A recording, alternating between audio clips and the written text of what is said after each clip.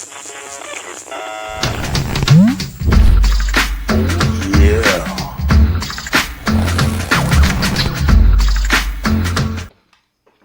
Cool. Well, we are recording and running, so Fantastic. we'll get I'm into ready. it. Are you ready for me? I am ready. Awesome.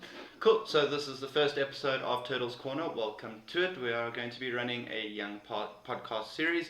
I can sit down and use this whole hour to explain to you, or 3 hours. Who knows? We'll see how long this goes. I could use this whole time to sit and explain to you what we're going to be doing in Turtle's Corner, but I think rather we'll discover it together and we'll work through it as we go. So today I am sitting here with my wife Beth.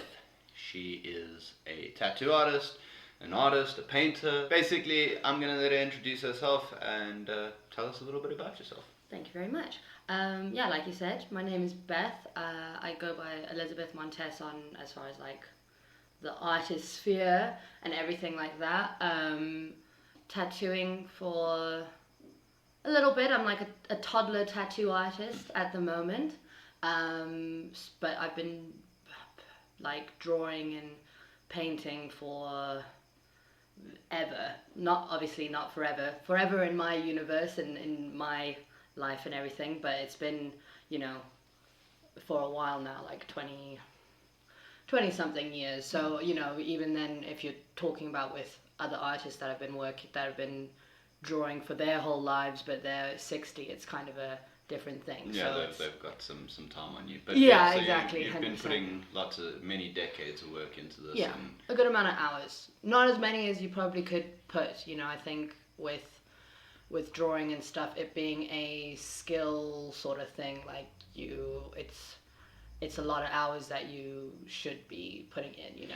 Well, I mean, that's something that we've had a discussion about a lot in life, just in our drives to work and stuff like that, is the fact that as someone who draws and stuff, as an artist, someone who draws, someone who sculpts, someone who tattoos and so on and so forth, I'm sure a lot of the time you hear people come up to you and they'll go, oh my goodness, that's amazing. I wish I knew how to draw. I wish I was naturally talented. And where it's not always necessarily the case that you're naturally talented. It's a fact that you've been doing this for 2 decades now. I think it's a natural, and I mean, I'll often look at, let's say, like a really awesome aerialist and be like, oh my god, they're so naturally talented, I wish that I could be like them. Whereas I think it's actually more of a natural inclination. So like some people will have more of a natural inclination to, for instance, gaming, and they'll do it all the time and they'll be really bloody good at it. Are we allowed to swear on this? Yeah, it's awesome. Good to know. Otherwise, I can't do this podcast. I need to step away. Good to know, just for future reference. But yeah, I think it's a natural inclination to, let's say, for instance, drawing. Most of my family members actually are able to draw in some capacity. Maybe they're not able to fully render a face or something like that, in a realistic fashion or anything, but they have a natural, they're able to pick up a pencil. They're artistic people. Yeah, you can have a general good control over your hand and stuff like that, but even something like that is something that you have to learn.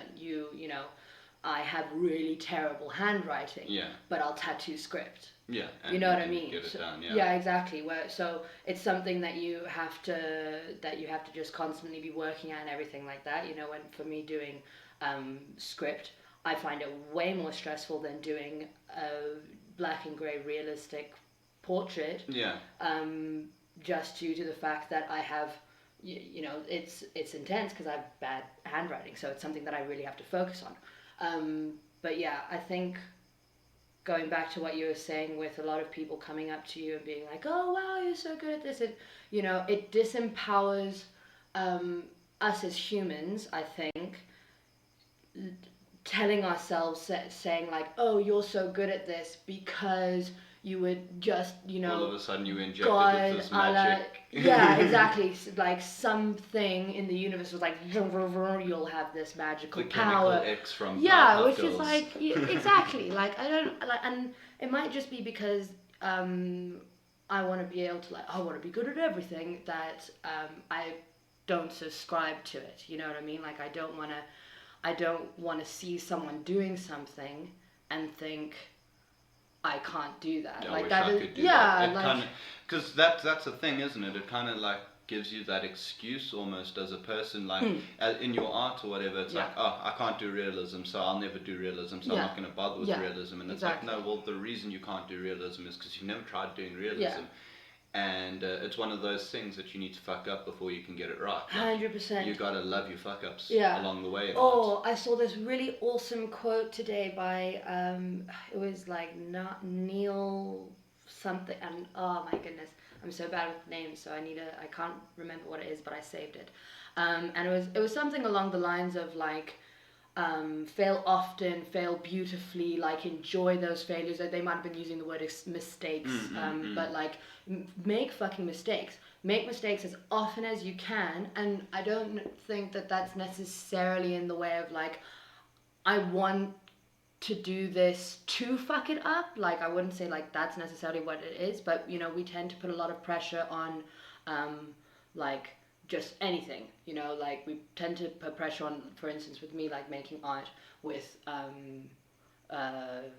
doing anything maybe like the first time, the third time, whatever, and wanting it to be perfect because we've tied our like self-worth and our ego and stuff to like being good at this. So either I'm good at this, like for instance with drawing, like if I'm not good at this, then it's just not my thing, and I don't want to look at that even, because then it means that like my self-worth is lowered down. So like I don't even want to look at that. So yeah, by tackling the mediums or styles that you're not good at, if you tackle them, they're going to take your overall rating down or something like that. Yeah, exactly. Whereas it's a factor of like, well, now that you've drawn that realism face once, you've actually upped your stock, because now not only are you doing the impressionistic stuff, you're also now implementing some realism or anime or whatever the case may be. Yeah. No, I would definitely say. I mean, I think with tattooing that it is like, if we're talking about for tattoo artists specifically, always do it on paper first. Like try as much as you can to have those fuck ups off of a human body. You know, if we're talking about as a tattoo artist, and I think this is why a lot of artists, and this was me myself before tattooing as well, and I'll speak to artists now, and it'll be like, oh, I really love art and stuff, but not a fuck am I tattooing, because like that's too much pressure. Like that's way too much pressure.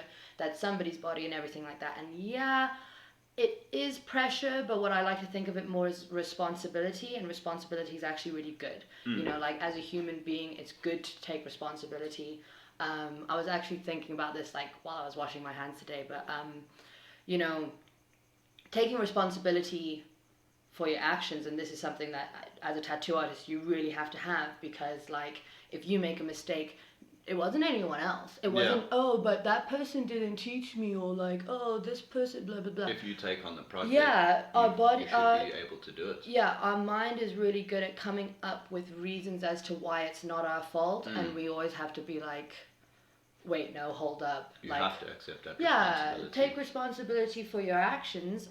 So yes, we have a lot of, as a tattoo artist, you have a lot of, you know, it's a lot of responsibility that this person has come to you and been like, I'm like, you know, giving you a part of my body sort of thing that you're gonna mark forever, and I'm gonna trust you, and trust is a big thing, you know, like if somebody gives you your trust, you best to be worthy of it. You know what I mean? It's not a little like, oh, whatever, like, oh, he trusts me, great. It's a big deal. And this isn't in tattooing, this is like with everything, you know? in life as a whole. Well, I mean, something that I put out to the viewers of Tark's a Turtle as a whole, and this is something that I've said many a time in piercing videos, tattooing videos. Something that's really, really important is looking up your artists and stuff like that to make sure that you're finding artists that accept this responsibility and take on this responsibility, rather than just finding an artist who's like, oh, I don't have anything better to do, so I'll tattoo. Yeah, exactly. Like that's, you know, that's not a good way to go into it. You know, if you don't have anything better to do, then draw. Like that's great. You know, if you're wanting to have a hobby, then rather draw. and that's awesome. Or maybe you want to monetize it and you want to be a full-fledged artist. That's awesome. If you are okay with the idea of, okay, I'm gonna have my canvas, and well, if you're wanting this to be the thing, like, okay, I have my canvas, I'm gonna paint on it and whatever, and then think, oh, this is rubbish, shmer, shmer, shmer, scribble on that, like that Pikachu meme sort of thing. If you're wanting that to be the case, don't tattoo. Yeah. Not yet, at least, until you realize that, like, okay, this is kind of like, I'm willing to take this responsibility on. Like, I just think that, yeah, as a tattoo artist, you really have to realize that this is a big deal. And look, we're human. We're not machines. 100%. So we're gonna. There's gonna be mess ups and things like yeah, that. you know, and you wanna minimize that to a point that it's perfection. You know what I mean? Well, and like, which doesn't really exist. Repeating to me for years now, and something that I've like, the more I've started getting into, like, for those of you that don't know, I've started painting a lot more again. I've started drawing a lot more which again. Which is great. And, like, it's a great thing to do. So I'm starting to like stimulate that artistic side, and even like, for example, we with the like children's entertainment industry as an example as well. We had the gig where it was pissing down with rain and stuff like that, and even that, like, okay, granted, that's not as much artistry in the same realm, but it's still got its own things of artistry. Own thing, yeah. But the point that I'm trying to get back to, and the quote that you've given me that I've implemented a lot is, artists are problem solvers. Yes. That's what we do. When you're doing art, it's not like, oh, and then all of a sudden it comes out. It's not like Control V and then it's a copy 100%. Paste kind of thing. It's a constant thing of like, you pull this line and then that line's got a little wobble there, so you need to fix it up with your shading. And I'm sure like that's something that comes into play with tattooing and stuff a lot. I think with so I think when it comes to, again, like with doing things on paper first and everything like that, I do like 100% creativity and being an artist. Like, I would say I would nail it down more to like creativity, because that can be in any aspect, and I think anything in one thing can be used in a lot of other things. But yeah, creativity is the act of problem solving. It's like math problems going on, chung chung chung chung chung. Like, when you're taking it down, like, this is like why I fucking love art, right? Because art is a great metaphor for life. Take art, and this can be with everything, apply to everything. You begin with just like this blank canvas sort of thing, and that's kind of like being born, right? You're born, it's like, oh fuck, we have all of this sort of thing, but we need to make something out of it. Like, you're not going to stay a baby forever. You're going to be able to lift your head eventually, and your head's going to harden. You know what I mean? But what are you going to kind of do with that sort of thing? And that can be a little bit pressuring and everything, but you just kind of move on with it. You take your first steps and everything, and you get your composition going with this, like, when you're painting it. That's kind of like your very, I'll take it to painting, right? It's very loose, it's very rough. So this would be your plotting out with the sketch, basically, on your like, when you're plotting out, just for the less artistic. When you're doing like your underpainting, your sketch, your rough sketch and everything like that, you're kind of coming up with the idea and everything, and maybe you've done a couple of like little side sketches in your journal or something. So you've got an idea of what your composition is going to end up being. So I reckon that's kind of like that moment in life where you're figuring it out. You're figuring out. You don't know exactly what you're wanting to do. I mean, I think a lot of people. This can be any moment in your life. This could be like you've already gone through a full-fledged career, and now you're like in your 50s, and it's like, what do I want to do now? Next, exactly. So this ugly stage doesn't have to be when you're a toddler. It can happen whenever. There's going to be moments like, for instance, pandemic time. Doesn't matter what age you are, how established you are, shit's hit the fan for everybody. You're gonna have that ugly stage, but that's okay, because we're problem solving, right? We're like we're figuring out what are we gonna do to make this work, sort of thing. So then it starts like consolidating, and it's a really cool thing when you're doing a painting. For the people that are listening, my hands are quite far out right now. But like as you kind of like you refine and refine and refine, and now all of a sudden you're like seeing, let's say, a face or something like that, if that's what you've chosen to do, if that's like your chosen path sort of thing, like, okay, cool, I'm gonna like make a face. And it's like an incredible thing, because it's like all of these random abstract brush strokes and shit, and then all of a sudden it's like, whoa, like I think I see a nose. Yeah, something awesome. starts coming together. Yeah, exactly. And I mean, then you build and you build, and there's actually literally in the like the painter's world, and this is something I've only figured out in like YouTube videos and stuff like that. Like, I wasn't, when I was a kid and stuff, I wasn't reading this in books. I wasn't being warned of this stage. So oftentimes when I was painting when I was younger, I would paint and get to the ugly stage and be like, I'm a terrible artist. Ruined everything. Throw it out. And... Exactly. I'm a terrible artist. Connect it to my self-worth. Blech. I'm going to throw that away, don't want to look at it, I'm going to start another sketch. I'll rather sketch, because there's not so much of an ugly stage. It's like, it's just a drawing sort of thing, which belittles it too much, but you know what I mean. But yeah, in the artist world, there's literally a point in time with like particularly oil paints where, I mean, it depends on how you approach your oil paint, but for the most part, there's literally this point where there's like not a lot of contrast and stuff, and it's just very loose, and it's literally called the ugly phase. And you just gotta push through that ugly phase. And like, again, like, how often in life are you gonna end up with those ugly phases? You've constantly got to deal with ugly phases in life. 100%. When it's that learning your new job, when you've got to start learning new things in your new job that you don't really have an idea of what the hell you're doing, you got to pick that up. For new parents, I'm sure that's an ugly stage that you've got to deal with there, because I mean, all of a sudden you got this thing that can't even hold its own head. And again, with the whole thing with perfection, we're always trying to be perfect. We don't want people to see that ugly phase. We don't want people to see that we're struggling or anything like that. But like, trust and believe that this ugly phase is what's going to make the pretty picture. You know what I mean? Like, without this ugly phase, you can't. That's not going to happen. Yeah, 100%. Like, I can't remember who said it, but there's this quote essentially that it's like a growth mindset sort of thing of, you should be in 3 years time, you should be embarrassed of what you've done now. And I don't actually really like that, because I feel like there's kind of like some sort of, I don't know if it's guilt, like shame involved with it. Well, you're kind of pointing back and laughing at yourself. Yeah, and it's you shouldn't be embarrassed about that. It's like, really, you should be so proud of the fact that you in the last pushed past that 3 years, point. you put your head down and worked your ass off to because that's get like to the where you cocoon moment. You know, you're gonna have that moment of like being this really weird moth inside. That one's also gone across Facebook quite often. Is how a butterfly, caterpillar doesn't just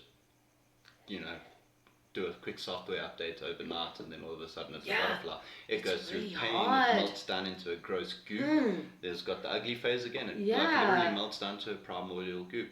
So that brings me nicely to the next thing that I want to ask you is this ugly phase that you tend to find in your tattooing and things like that while you're building up your tattoos, for an example. Oh yeah, like with realism. Yeah, it's realism. Yeah.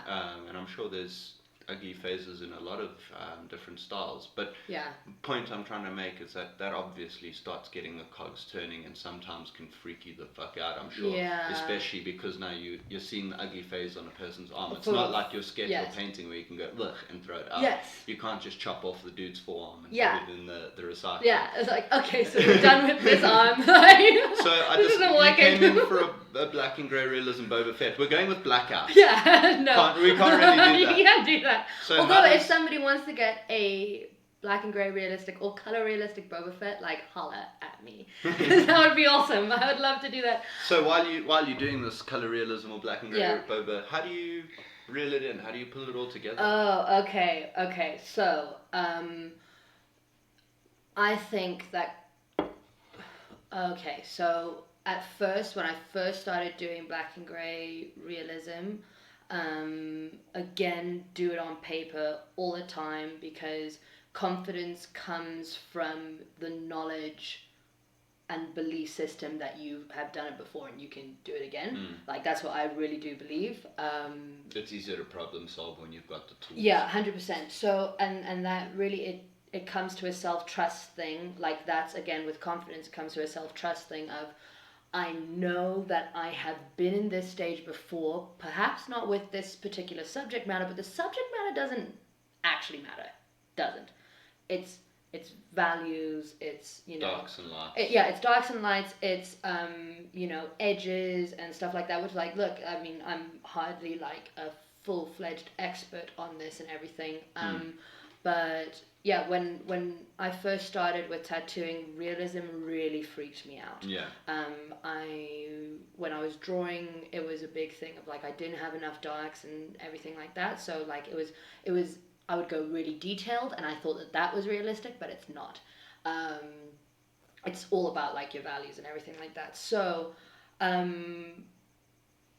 before going into tattooing, I did a lot of drawings. Okay. Beforehand, you know, so that I could trust myself, like, okay, yes, I am ready, so that when somebody did come to me and say like, look, this is what I want, I was shitting myself, but I was like, Beth, trust and believe, because you've done this before. Yeah. You know, you have, in some sense of the way, you know. I think it's a good idea in everything to kind of collect yourself and think, okay, what can I apply as far as what I've done before to this specific instance. Like, for instance, when I was during my apprenticeship, when I was learning to pierce as well, the way that I remembered it was routine and practice, because of my previous dancing career. So like that's how I would think of this, as like I am practicing my routine, these are the steps, and as long as I stick to the steps, the routine, the result and everything should be the same. Obviously, you're going to have more variables. That's the thing. Once again, you're a human, so the human element comes into everything. 100%. You as a human, the person as a human, like maybe, you know, whatever it is. But again, you have all of these like steps, you know. So that really helps me. And that's a similar thing with black and grey, so black and grey, all color realism, those are the ones that I have found that have those ugly phases, you know what I mean? Which now I ignore.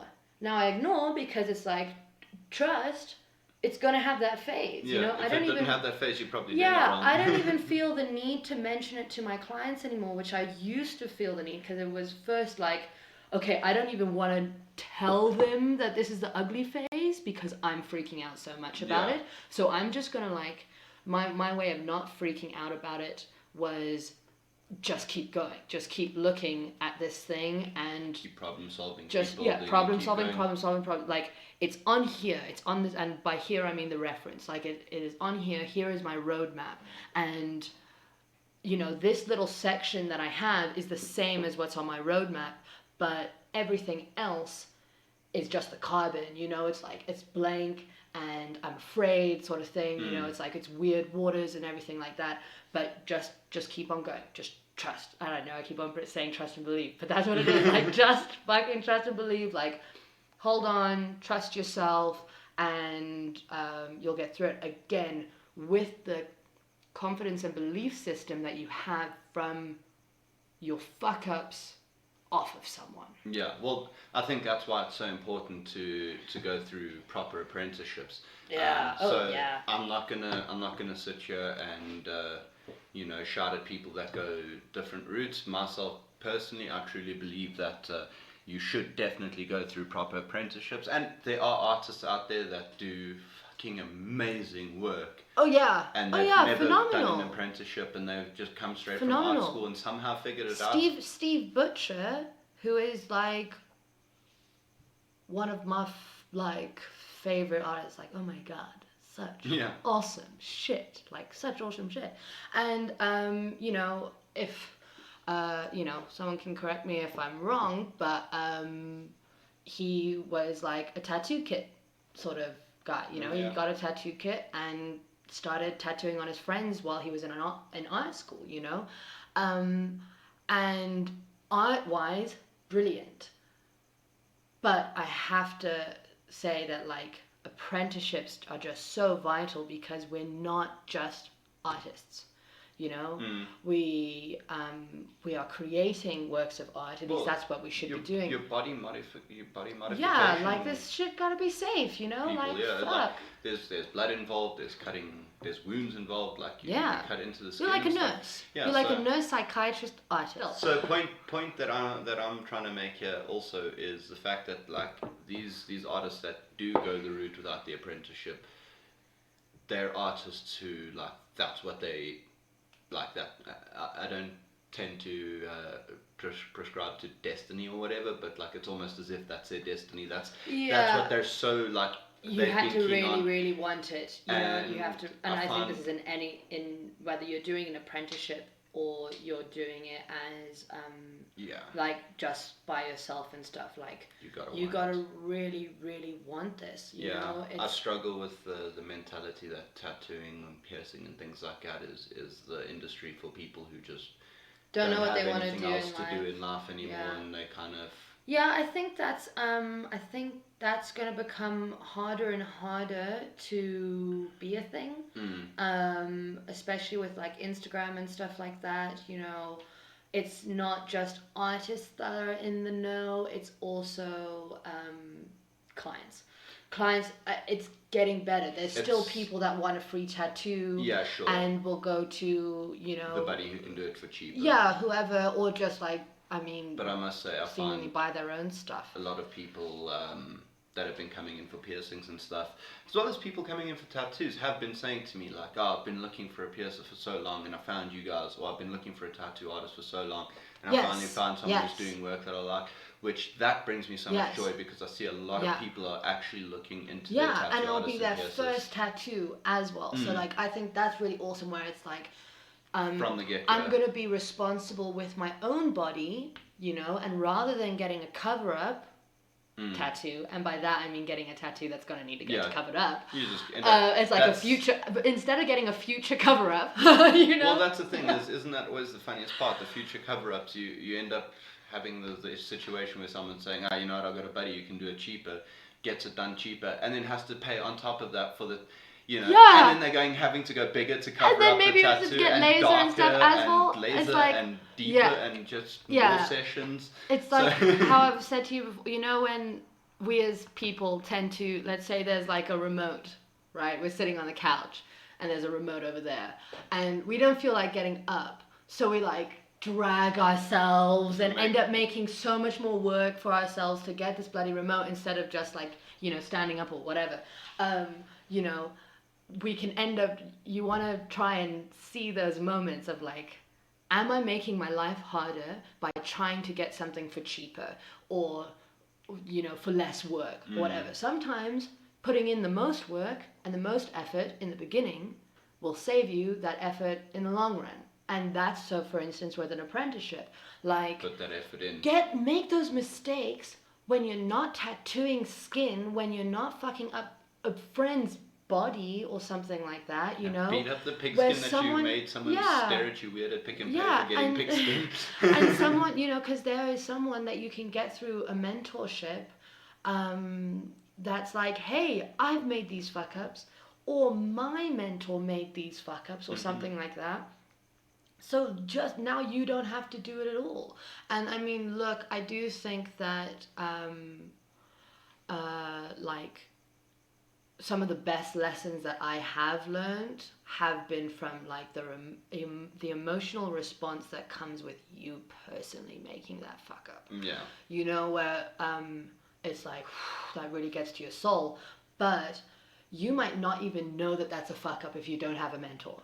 100%. You know, like, and then that's an issue. You know, you don't even know that, oh, it was really bad how I was tattooing someone, let's say, hopefully with gloves, tattooing someone with gloves, and then I took my coffee cup while I was tattooing, held the edge, and, you know, just bad things, you know what I mean? Like, now there's your saliva involved with the glove. Liquid with the gloves and you shove it in your mouth. You know, something like that, where you're thinking of it as, I am a tattoo artist, and so I am an artist, and let's be honest, most of us inside of the studio, we're getting paint all over our pants, we've rubbed our face, now there's paint on us. Oh, guess what, buddy? that's blood that was inside of a body that you don't know where that body's been. Artist, it's just colourful blood. At the end of the day, that's what you have to treat the ink as, is colourful blood. That's exactly. And I feel like that's an important and it's a huge thing that people don't realise that you learn in your apprenticeships, is that something that I feel like a lot of tattoo artists, and this is more your kitchen wizards as they call them, your guys, kitchen wizards. Yeah, your guys who are tattooing in a kitchen or tattooing in their friend's lounge or whatever. Then you've got your felt sofa open and blood splattering all over that. You know, that's a problem. Yes, that's a problem. It's another thing of like, we can go on this rant for hours. Where are you putting your needles if you don't have proper waste disposal systems? Because that tells me that you're just throwing them in like a black bag or something for the poor garbage collector to get hepatitis. Careful there. Yeah, exactly. So these are things that you've got to learn. Comes back down to responsibility and stuff like that. Like, you know, you have to be responsible, and you have to know that when you are going into something like this, you're going into it as if you were a doctor or a nurse who, I mean, proper medical waste disposals. Yeah, and even then you'll see like slip ups and stuff like that, you know, like, I mean, the last time that I went to go and get a shot, I was appalled, actually. Yeah. You know, I had to be like, hey, like, where are your gloves? You know what I mean? Because people can end up getting lackadaisical. So this can, I'm quite new to all of this and everything like that. Like, I've only been in the industry, including my apprenticeship, for like 4 years, 3.5, 4 years, you know. So take everything that I say with a grain of salt. But you just need to be really, really responsible with what you're doing, and you can end up being what we call scratchers. You can end up being a scratcher in a studio, or you could be a really professional, clean artist in your garage. Yeah. You know, and you know, if you have, let's say, inside of your technically it's a garage, but you have, you know, tiled the floors, you have got it well ventilated, you have your sharps containers, you have your biohazards things and everything like that, because, you know, people can set it up correctly. It's just not being regulated in a way that it is that is the case, you know. So well, I mean, that's a big problem in South Africa as a whole, is the body modification industry. So many countries. I mean, but just specifically taking it to our realm, I mean, wholly, we've got virtually zero to no regulation with regard to the tattooing and piercing industries. I mean, there's like a little bit of a tattoo body that kind of floats in the background in South Africa, but even then they don't have much in the way of authority to put down. I mean, the fact that there isn't a requirement for bloodborne pathogen certificates, there's no requirements on spore tests, on autoclaves. Hell, there's no requirement for autoclaves, you know, which for me is the craziest thing. That's had to be regulated by, and this is a really cool thing that, you know, good suppliers are doing and everything, that like they have had to take the responsibility on themselves and say, look, I'm not going to sell this equipment to you because you don't have those things. Well, something that really made me chuffed with having just recently gotten the dermals, something that I've noticed is like a lot of most suppliers do not supply, because like they'll supply jewelry to people, like just like, you know, to the general public, you can buy jewelry, you know, change your earrings and your tongue ring and your nose rings and whatever you want to change. However, the dermal tops, you cannot get them. You cannot get the anchors either. Just as a person, you have to have a studio behind you. And those things, they require walkthroughs, they require images of your storerooms, of your sanitation places, which is important, because that at least stops the other, like, you know, the people who are just going to be driving around in the back seat of their car and like tattooing in parking lots and stuff. And then there does end up being, unfortunately, there are, again with the regulation, like for instance in South Africa, there should be a regulation, which there isn't, that there's a problem with non-registered companies, non-tattoo registered companies, non-responsible tattoo companies that don't really know what the business entails. They're just like, oh, tack gun. Yeah, you know, there was that, I can that make retail some money. store Yeah. in the beginning of lockdown. There's also one of those like kind of China Mall kind of vibes Yes, that are you selling get, those yeah, things, 100%. that are selling the tattoo machines Yeah, and stuff machines, like that. needles, inks.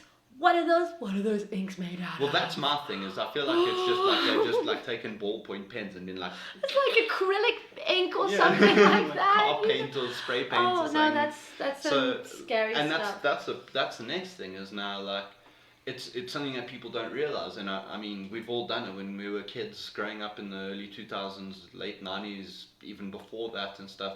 You know, you just pop down to your local chemist and get the things popped through your ears and shot through your ears my with the gun. first and second holes were done with a gun. And when I plastic first... cattle tagger, this people have heard me rant about it enough, but it's it's a plastic cattle tagger that cannot go into an autoclave. It's plastic, so the best you can do is maybe rinse it with Dettol, which is like, if that thing has to splatter with blood and go all over that, the next person that you pierce with that thing gets the previous person's blood. And there's a lot of interworking parts to that as well. Like, I mean, I haven't seen one since starting in the industry, but I remember getting it done and everything. And there's a lot of there's a lot of little nitty gritty parts. And are you telling me that this person is sitting there scrubbing this thing like we're doing with like tips and tubes and stuff? Taking the actual like receiving tubes and I don't see that happening. Medical grade sterilizers. Exactly. Like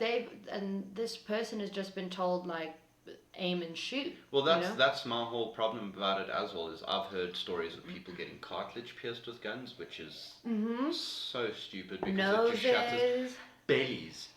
Like, that for me is the worst thing in the whole wide world. I'd be so cross. But like, now the point that I'm trying to make with this is then you shoot off to your local wherever, you go buy your 80 rand jewelry and it says little pins with the butterfly on the back. Yeah. It's made out of whatever, like Coke can cut up styles and whatever, and you're shoving it in your ears, and then bad things are happening to your ears. You're going to different studios and stuff that aren't like buying from proper suppliers and things like that, who aren't sourcing correct suppliers, or they're just heading straight down to their local retailer to go and pick up their tack guns and piercing equipment or whatever. God, I love them tack guns. And they're just shoving like something they found in their toolbox through your ear because like they don't really care. Sure, this is a really bad picture that you have. Like, but that's basically what these what the standard of jewelry that people are using. 100%, It's like no, it's so important to make sure that the jewelry that you're using is actually implant grade, because if it's not like implant grade, people don't realize. And the same with the inks. Once again, you're putting it into your body, and your body doesn't want that. This is not naturally what our bodies want at the end of the day. So to just be shoving like metal into your ear, it needs to be something that's going to live well with it. And like, so I was watching a very interesting video concerning inks, and they were actually speaking to I don't know the legitimate name, some sort of scientist, right? That like looked under an inkologist. An inkologist, looking under a microscope. And well, actually, I think he worked in like a biology sort of realm. So he was speaking about inks and the best things to be used inside of our bodies and everything like that. And he said something really interesting, that a lot of people think that what we need to be using are natural natural matter, like whatever those vegetable might be, something like that. But when it comes to, and this is a little technical, so I'm not going to get too much into it, but not our field. essentially if you put something inside of your body, so let's say for instance like when they put like fat into your lips, sort of thing, it doesn't last for very long, because your body is like, extra fat, what can we do with this? Let's break it down, spread it around, and whatever we can't use, we'll poop out. So that's essentially what would happen with inks if we were using those sort of things. So a lot of the time you end up using like metals and stuff that are very, very, very safe for your body and everything.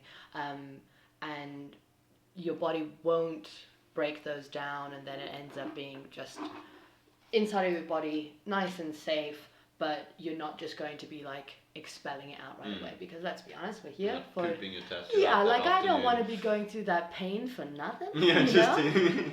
You know what I mean? Like, obviously, like, I mean, we were speaking about this the other day. I don't reckon that the pain would be completely for nothing. You know what I mean? Like, pain therapy is a thing. I feel like it's a very important part of getting a tattoo and everything like that. Like, we were talking about numbing creams the other day, and that's just, everything does come down to each their own and everything like that. Well, but that's it. It depends what your point, your reasoning behind the tattoo is. 100%. If you're just getting it specifically as like an adornment or something Yeah. like that, then the pain's not necessarily going to be the top priority of yours. Yeah, Whereas if you're for sure. if you're like wanting to earn your tattoo and like, I don't know. I find like getting tattooed is kind of like a rite of passage in a way, like. Yeah, learning I yourself wouldn't a say little that bit. in like an elitist sort of way. 100%. But yeah, like learning yourself, like learning who you are. I'm not talking about a rite of passage to this cool club of Yeah, tattooed people, because that's long been and gone. The time. Most of us aren't that cool. Yeah, like we just tattooed. We all. I mean, I can't speak for everyone in the whole world, but I do think that to some point we all have. What is it called? It's like a fear of being found out. Impostor syndrome. Impostor syndrome. Yes, exactly that. You know, and something that really heightens your risk of having imposter syndrome is trying to be cool. Because, well, I mean, it's, you know what I mean? Cause Jay Shetty speaks about not being like, you're not who you are. You're not who people think you are, but you're who you are. You think. Yeah. You are who you who. You are who you think.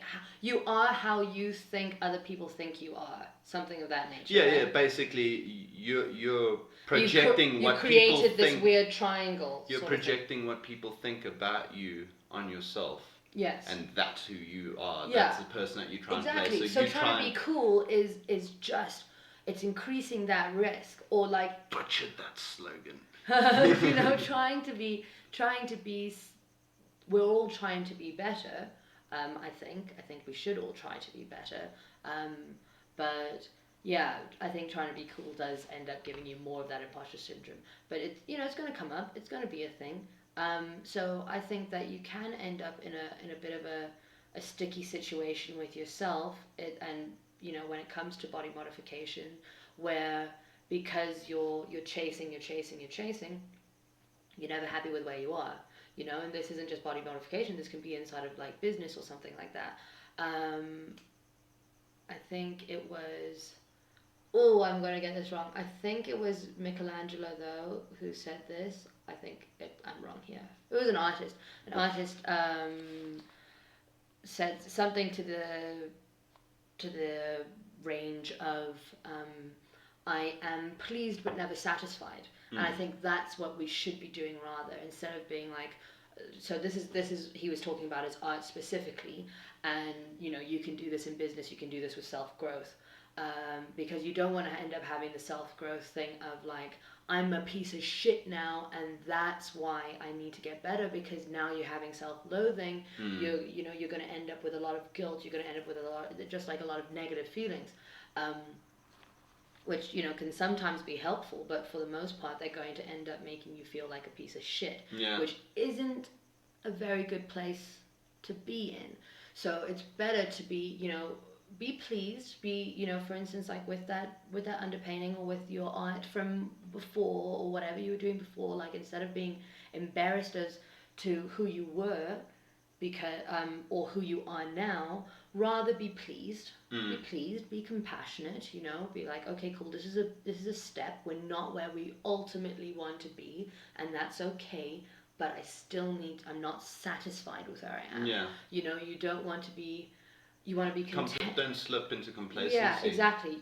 Content, not complacent, like I'm happy enough to die now, but I'm not going to die now, so I want I to do more. don't want to die now. I don't want to die but now I'd be because happy if I did. I would like to be able to There's more do better. There's more to be done and stuff. Yeah, exactly. Like, I think we can end up being in this weird, like, it's a slippery slope if you're too hard on yourself. You know what I mean? You want to critique yourself, but you don't want to be giving yourself these fucking like 7 lashings a day. Flagellation is not necessary it's not. in the religion I don't of think. art. I don't think that it is necessary in anything. You know, I think we as humans, especially once we've like gone out into the big world, you have to be a parent to yourself. You have to parent yourself. You have to parent yourself to get up in the morning. You know what I mean? Yeah. Because we'd all like to some days just stay in bed and eat crisps and stuff. Like, yeah, that would be great. Yeah. But you know, you have the opportunity of life and you should be making more of it and everything like that. So, you know, you should be parenting yourself in a way of like, you know, be a good parent, don't be a bad parent. You know, you can't just be too lackadaisical with yourself being the child and yourself being the parent. Yeah. You know, so it's a little but you can't be too lackadaisical because then you're not going to do much. You're just going to be like, well, I'm just going to sit on the couch type of thing. Yeah. But you can't be too hard on yourself because then you're going to end up feeling like a piece of shit. And then you're going to end up sitting on the couch anyways. Or alternatively, you're going to end up not enjoying, you know, there's the cliche of stopping and smelling the roses. But that is also a factor. If you're constantly just drilling yourself and flagellating yourself and being like, work harder, do more, work harder, do more. So it is important to find that balance and take that time to like rest, because at the end of the day, like it's like when you get your bodybuilders and powerlifters and stuff like that, you have to they will work their ass off all week, but they take that one day and they take that day and they chill the fuck out, because that's when your muscles do the growth and stuff. And the same will happen with your brain. It's important to take that time off to just sit back, relax, and that gives you time to reflect on the stuff that you're doing from a little bit more of an outsider perspective. No, it's true. I think my biggest points of growth with tattooing, I can't say this with art because pre-tattooing and with having art as just a hobby, I took breaks that were too long. But with tattooing, I have found that those small breaks, I mean, even just like, for instance, with lockdown, forced break, and I was like freaking out at first, like, shoot, I'm in this very, you know, I was a like, I don't know, that's not the right word, but like, you know, I was a toddler sort of thing. This hasn't just become like muscle memory and everything like that. I'm still so much in the beginning learning phase, which, you know, you should always be in a learning phase, but I was in a beginner level learning phase, you know, so it's like, oh shoot. But that rest, like for instance with what bodybuilders would have and everything like that, that rest was that time where I was actually able to stop, smell the roses, and all of the things that had happened that were going so quickly, you know, they were just like bam, bam, bam, bam, bam. Now all of a sudden I have that time to think about it, like think about how I would improve it, have that time to go into maybe a different medium as well, and then you can have those kind of like, okay, so this would work nicely in the tattoos, and like problem solving, and with the relaxation of it not being on skin and everything like that. So I think you're right with the fact that you do have to have that, I mean, that in itself is discipline. That in itself is parenting yourself, where it's like, hey, wait a minute, you're burning yourself out, you know, and like you burn yourself out and there's going to be so many problems, like health problems, mental problems, so that's going to now translate in your work and everything like that. So you need to be a parent in yourself and be like, hey kid, you've been playing out in the sun for a really long time, come put sunscreen on, like I should listen to my own advice there with the sunscreen, but I've covered my shoulders but like, you know, come inside, drink some water, you know, that's also another thing. And that's not a metaphor. Like right now, just pick your phone up, get off your ass and drink some water. Go drink some water. It's like, stay hydrated, you beautiful bitches. Yeah, exactly, 100%. Like, that is something that I've had to end up parenting myself, and I'm talking about this parenting. Blah, blah, blah. Sometimes I'm a really bad parent. Sometimes the parents have gone away, and I'm just like, wow, yeah, I can do whatever I want. And then a lot of the times, whatever you want isn't actually what's good for you. 100%. You know, you want to eat a bunch of cake, and then you're gonna be sick. You know, like bouncing off the wall, throwing up, and then falling over. Exactly. And now, like, you're like really passed hungry. Out. So you know, I mean, I have gone for like a full day session without drinking any water, without going to the bathroom. You know, like that's not good. That's not good. Like if you want to end up doing something for a long period of time, like I was watching a video on Andrew Tisler. He's an awesome artist. I've told you about him before. I believe he is an Australian artist. I think massive landscapes, and he's been painting since he was a bubba. His dad was a painter, so he started him out on it really young, and it's pretty much just been oils this whole time. And he was saying like that he wears latex gloves when he oil paints, because there are, I can't remember what it was exactly, but there's some harmful metals and stuff like that in a lot of really good oil paints. And you know, you're using solvents and everything like that. So he uses latex gloves. Like yeah, that, so it'll break down your skin. Exactly. So he wears latex gloves so that doesn't happen to him, because he's wanting to do this for a really long time. You know? So he's got to look after his important tools. Exactly. So you have to end up being a bit of a parent to yourself. Yeah, exactly. I mean, even like with, for instance, Picasso, he should probably wrap that up, because otherwise, get some oil paints and not be able to. You know, that could have some problems. You know, like, hey, you gotta wrap that shit up. Yeah. Wrap no balloon, no party. It's an important rule to have. You know, so there you have it. You know, you need to be parenting yourself and be like, you know, as sunscreen, for instance, when you're a teenager, you're just like, yeah, I don't need sunscreen, I'm just gonna do whatever I want. That's for sissies. Like, okay, cool. How's skin cancer? Yeah. You know, so it's gonna be that same sort of thing. Like, I'll be tattooing like this sometimes, like all hunched over, and I have to literally be like, wait a minute, and I'll grow like a beanstalk type of thing, you know, shit together again. Yeah, exactly. Where it's like, oh man, like I really need to be tensing my core right now, because I need to, at this moment, parent myself, put on that hypothetical, metaphorical sunscreen, take care of myself right now, because I really enjoy what I'm doing.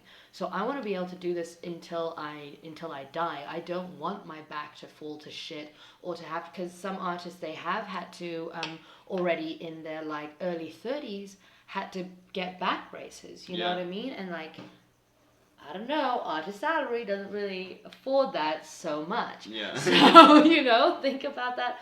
Think about the future. Like, be that parent for yourself. Because sometimes you can end up not thinking about the future, and you're just, you know, something with tattooing. And this is what I love about tattooing. Like my mentor, Haley Bremer, who no doubt is going to be on this show. She's definitely going to be in there. Fantastic female business owner. Yeah, and artist, just like brilliant. And phenomenal tattoo artist, and managed to get keep a business going through lockdown, which is like. And a brilliant mentor, and she literally taught me how to actually be present in my work, you know what I mean? Like, because that is something that's so important with tattooing. That's something that really, like her and tattooing, the combination of the two has taught me how to really apply being present to normal daily lives. Because before that and everything like that, I was meditating, I was doing yoga and stuff like that, and that really helped me to be present in a moment of relaxation. Yeah, which is easy. It's not so much easy, but it's easy much compared easier. to staring at the ugly phase that we've been speaking of, then still keep yourself together. 100%. The ugly phase of a tattoo on someone else, and you have this daunting responsibility of, you know, making this good and everything like that. You're hoping that you're worthy of the trust and everything, and so then it can just be like this spiral, like, oh shit, heart starts beating like out of your chest, into your ears. Yeah. Fun times, not really, not fun. not fun. So, and the best way, like I think you asked me 100 questions ago that I did actually reply to with as far as the ugly phase and stuff, and so much of it is just being present in the moment. You know what I mean? And this can be with everything. Like you know, if you end up stressing about finances or stressing about will my kid grow up to be the person that I want them to be, or whatever it is, just get present. You know, like if you are in a moment of depression, if you are in a moment of anxiety, because that's kind of what I was explaining now, like present. What are you doing right now? Try and get into some sort of flow state. What are your hands doing? Why are they doing this? Follow that. You know what I mean? Well, that's for me. When I get into spells where my mind starts attacking itself, I think is the best way I can put it. My go-to is get the fuck up, start dancing, start singing a song, start screaming, start Put yourself running. in the present Do something moment. active, because once you get yourself, and I know, easier said than done, because sometimes you just want to cover yourself in a cupboard with a bunch of duvets and just stay there forever. Yeah, people with like chronic depression and everything like that, and it is the hard thing. Yeah, this is not necessarily advice for someone who needs to be on medication and has chemical imbalances. But any person you can slip into a depressive or anxious mode. 100%. It's not always just an anxiety-filled thing. I feel like social media and stuff like that fuels it.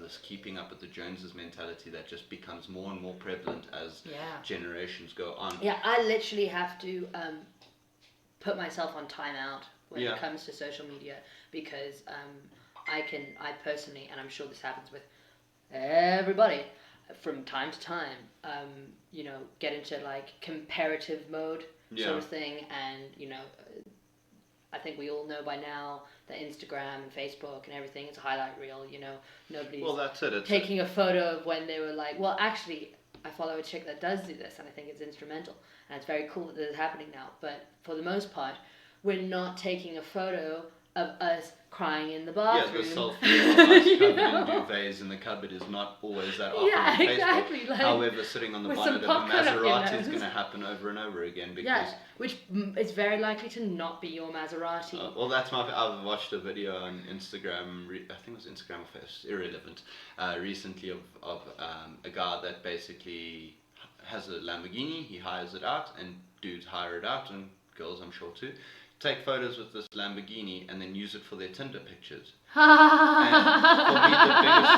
for me, the biggest joke is the one dude takes a photo with you know that Lambo. when people are monetizing this shit, then it's a real problem. Oh, you know it what I happens mean? with private jets as well. But what often happens is, like, more with the Lamborghinis, private jets, obviously you have to get a lot of access to tarmacs and stuff like that. But with like your Lambos and stuff in the street, you know, park up on Miami, snap your photos, look all hard, and, you know, show the abs, and don't look at my abs. And not these ones. Yeah, not these ones. No. I almost pulled the fat lifting my shirt. Point being is that show a nipple. Yeah, it's pineapples. Point being is that with the Lamborghinis and stuff, you'll see the guy take a photo and whatever, and he'll be like, cool, I'm done, and then off he goes, and the emission's off, because he doesn't even get the keys to this Lamborghini. He takes photos outside the car.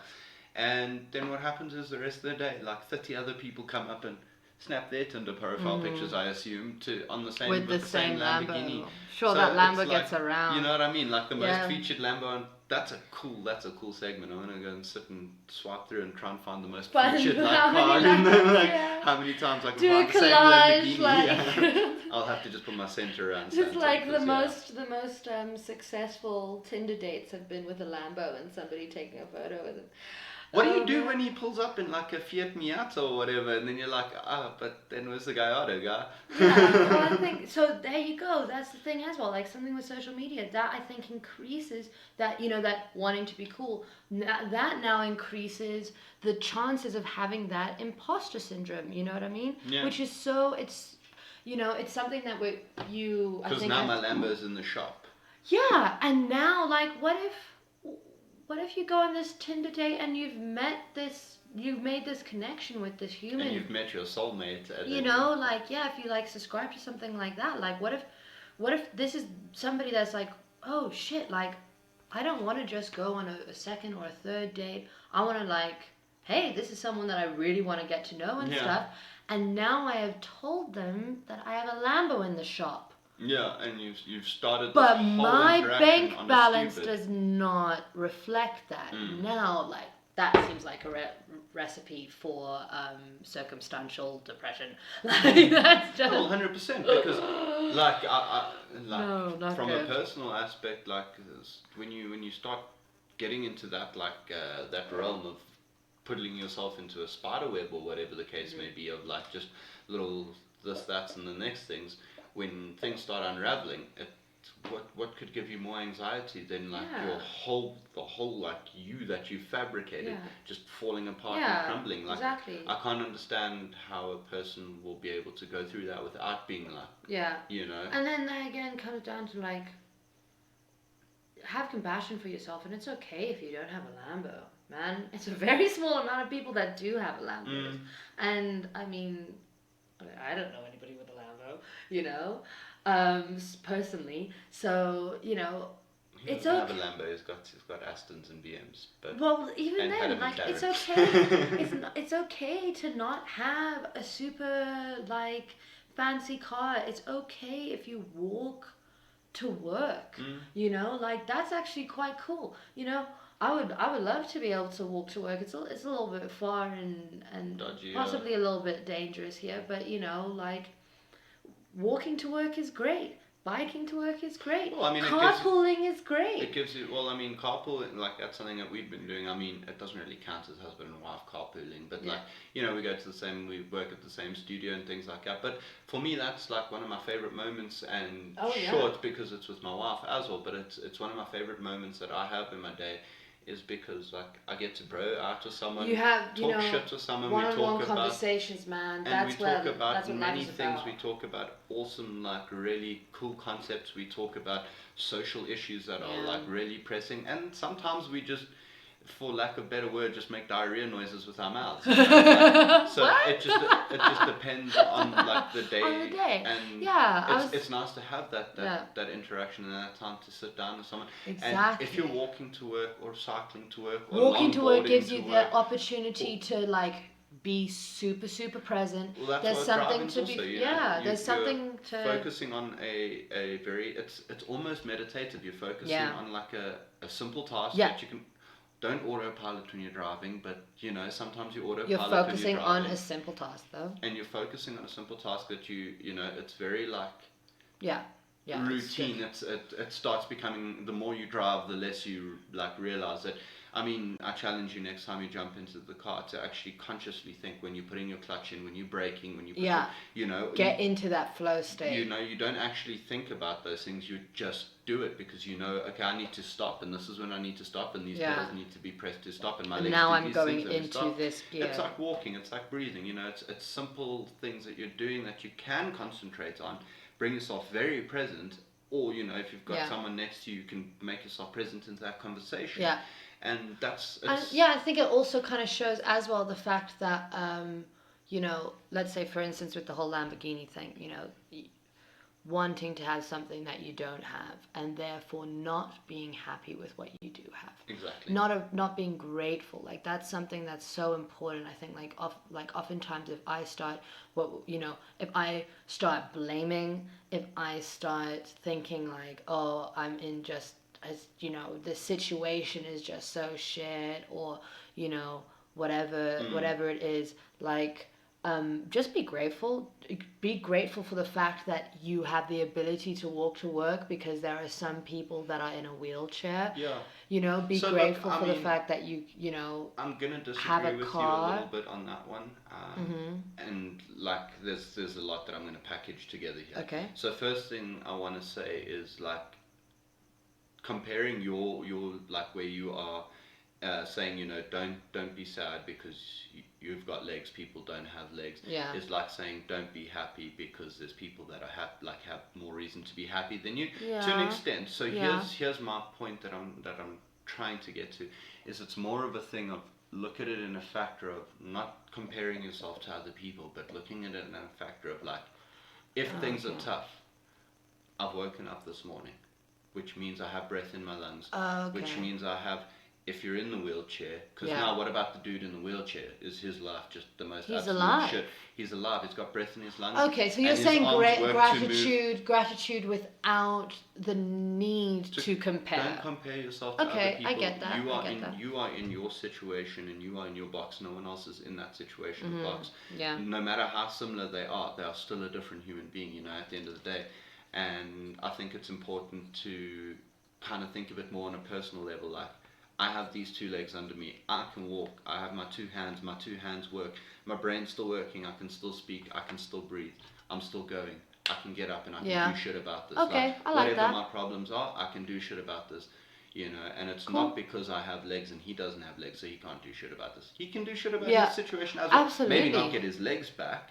However, he can become a functional that person in a wheelchair is still a functional person. They can still do as much as needs to be done as an able-bodied person due to the simple fact that they've got that willpower to push through.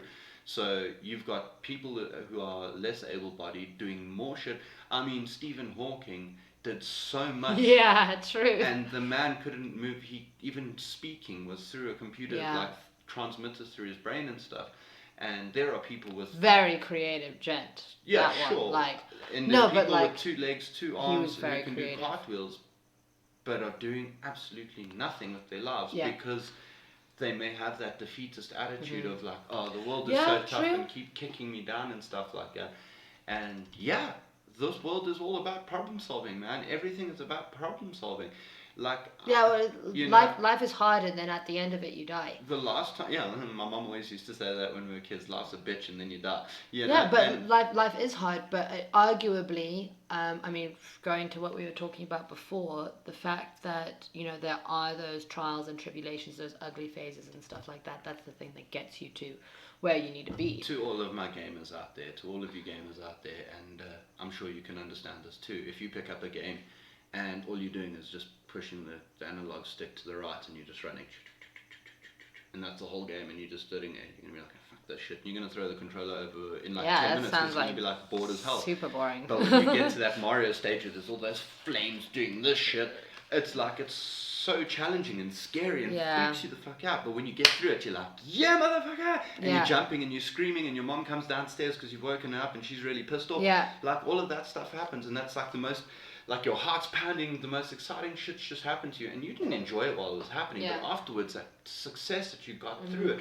And there are things along the way to enjoy it. You're not playing Super Mario. Your life isn't Super Mario. So you don't always have turtles and stuff coming at you, and little mushroom dudes coming at you, and flame things coming at you. Sometimes you do have time to just park off, and you can hang out. The wall's not pushing you, you know? Yeah. So you can park off and hang out a little bit, and then enjoy sometimes the there's scenery. going to be like a good couple of years where you're just like in go mode, mushrooms and turtles and walls and everything and flames and whatever, but yeah, those are important phases. Like, for instance, let's bring this pandemic into it, and we've spoken about this a couple of times.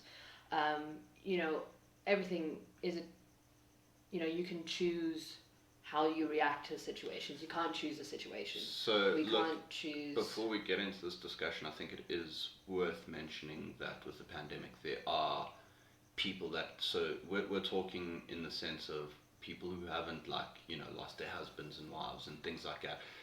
100%. I can't say that I know what that feels like at all. However, even with, and grief is an important thing to, if we're talking about grief and stuff, like that is an important thing to feel, like you have felt loss, 100%, and it doesn't help to say like, oh, get over it, or don't feel what you're feeling, like because they have, you have a right to feel what you're feeling right now. That being said, again with choice and everything like that, you do have it.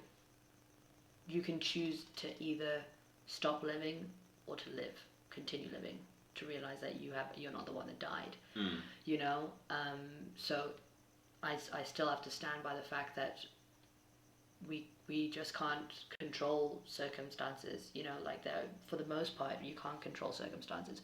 No one can control the fact that the pandemic is here. You can control what you can do with it. You can control, you know, if you don't want to be affected by the virus at all, you can control the fact and like, okay, cool, I'm literally going to stay inside of my house. Yeah. You know, survival with food and stuff is a factor, but yeah, you know, it boils down to the case of it's not necessarily something that's in your control when with regards to certain situations aren't always in your control. The way things plan out, the way things plan out. Life is going to knock you a doozy, a good couple of times. No matter how much planning and savings you have and this, that, and the next thing, you're going to accidentally find yourself in a global pandemic or something of the like. Yeah, but something that you can control is how you react to the situation. It. Absolutely. I mean, one of my clients are talking about like situations in preparation and everything like that, and I personally do believe in preparation quite a bit. I think it's very, very helpful. You know, rather be prepared than not be prepared. Well, I mean, if you've got a glass of water when a solar flare hit, at least you had the glass of water. Yeah, exactly. But like as far as like situations just knocking you a fucking huge one. Like one of my clients, he is in like the food and beverage industry, and like from the time that I've known him and tattooed him and everything, he's always said to me like, you know, like tattoos. He's food and drink from the alcohol industry. Yeah, from the alcohol industry. You know, saying like, you know, it's a sure thing, because even in a recession, you know, if people are happy they drink, if people are sad they drink. Yeah. Regardless, they're going to be drinking. I mean, before this pandemic, my two go-to things, like I've been looking at a whole lot of different opportunities and things like that, as you obviously know, and a bottle store or a tobacconist were two things that I was severely weighing up. Exactly. And we went into lockdown. And like I breathed this huge sigh of relief because I didn't get into those things quick enough. Thankfully, procrastination saved me this one time. Don't procrastinate. Kids. But it saved me this one time because I didn't end up starting a whole new business going into lockdown. So there you go. You know, you can, and this isn't for every country, but in South Africa, we did end up with an alcohol and a cigarette ban, and there are so many people in that line of work, you know, where it's like thinking, okay, cool, this job got me, like. Well, I mean, performing arts is it's something that is very much economy stimulated and stuff like that, aerial dancing, things like that. However, right now, you know, they haven't. Like performing artists haven't worked since March last year. Yeah. Because things have been closed. Clubs, which I understand why they are closed. However, right now, like with nightclubs as well, they've got this weird start-stop thing happening, because obviously the country's trying to figure out what the hell to do with 100%. The global pandemic that we've never dealt with. But I mean, that's the little sliver of work that these performers can still get, is like dancing on the stages and in cages at clubs and stuff. So here's the thing. You can either say, well, it's out of my hands. There isn't any work, so I'm just not. There isn't any work in that specific field that I am used to working in, and therefore I have no opportunity to work. Incorrect.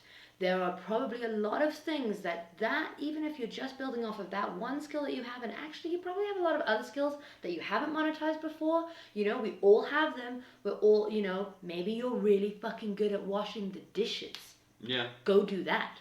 You know, I mean, it's making money, whatever it is. You look at Tisler, who's also, she was a performer and dancer, children's entertainer, aerialist, like an array of skills that are all right now killed by the pandemic. However, she's keeping herself going because she was a smart businesswoman. Teaching and making cupcakes. Got herself into gear. She's made birthday cakes and cupcakes, and she's doing teaching something that was things online. And she used to be completely a hobby. You know, diversification is something that's so important, and you know, again, with something like with a situation that you just can't control the situation. let's say it is out of your control, you can control what you do with it, and you can go through an ugly phase and either just throw in the towel, destroy your canvas, and never pick up another paintbrush again, or you can be like, let me push through this. Let me figure out, let me be creative. It may not be the best living, but there's nothing stopping you from getting together a pallet, four wheels, and walking the streets and getting the plastic bottles and doing that recycling trip. 100%. There's plenty of people who 100%. survive their whole lives doing that. And this might be a really important moment. Like, what if in 10 years you look back and you're like, this is the thing. You see this really difficult part of my life when I was super broke, when I was, I was like maybe pulling myself out of like a really depressive state, or, whatever it was, like this real challenge. This is the reason why I have some sort of success. Or 10 years from now, you can be saying, this is what broke me. Yeah. You can decide. You can really decide, like, okay, which one would I prefer? 10 years from now, what would I... And again, there's going to be more doozies. There's going to be more boss levels. You know what I mean? So, like... Well, I mean, it was recently I read that the nice thing about reaching the bottom, reaching rock bottom, is there's only up from there. There's also the factor of when you hit the ground. The nice thing about hitting the ground is that that's where you plant seeds, and you can jack in the beanstalk this bitch, or you can trample all your seeds out. You can just kind of like lay there, And I mean, I've laid there. We've all lain there. I've laid there for like a year. So here's the thing. I'm talking about that sort of vibe, and this encompasses a couple of things. The year before I started my tattoo apprenticeship was like one of my most depressive years in my adult life. I was feeling really, really, really terrible about myself. I wasn't drawing very much at all, which is generally a good sign that something's not right.